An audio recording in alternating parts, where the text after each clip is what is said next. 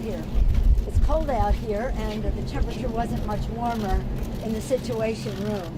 Our meeting did not last long, but it is so sad that in a matter of hours or just a few days, many federal workers will not be receiving their paychecks, and what that means in their lives is tragic in terms of their credit rating, paying their mortgage, paying their rent, paying their car payment, paying their children's tuition, and the rest.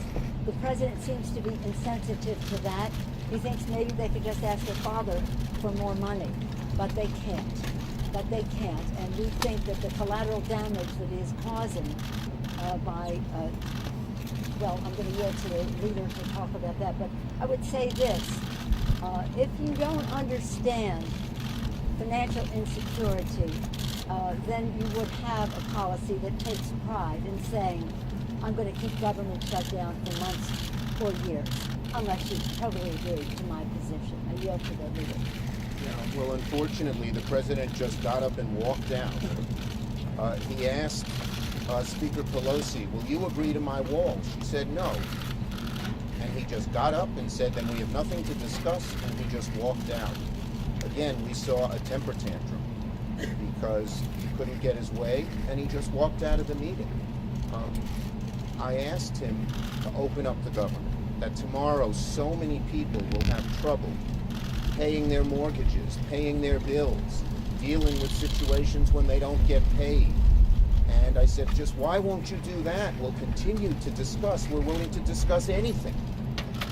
And he said, if I open up the government, you won't do what I want. That's cruel.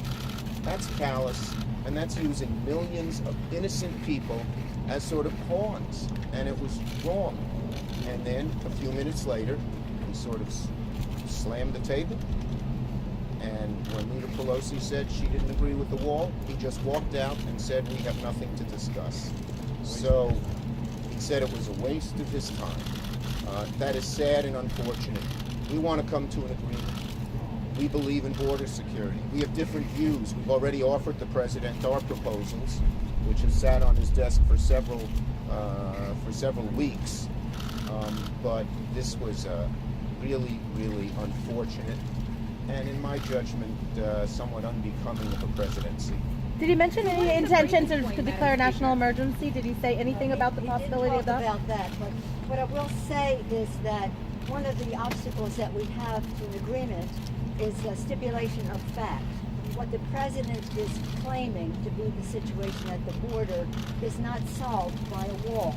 And we all have been for border security. We take our oath to protect and defend the American people very seriously. And we had suggestions about how we can do it better than a wall in recognition of what the challenge is there from a immigration and a drugs, etc., coming into our country.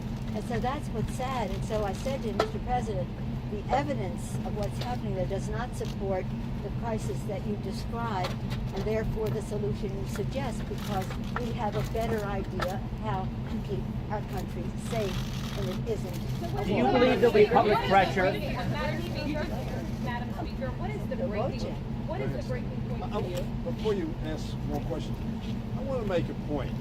This is not a partisan difference. This is a policy difference. I suggested in the White House, in the Situation Room, in the last meeting, that every time we have a policy difference, shutting down the government is the wrong thing to do. It is taking hostages to accomplish your objective and hurting people in the process. Now, I've got a list here of 6 senators and the chairman of the Homeland Security Committee in the House of Representatives. I'm only going to read you one. Michael McCall from the state of Texas.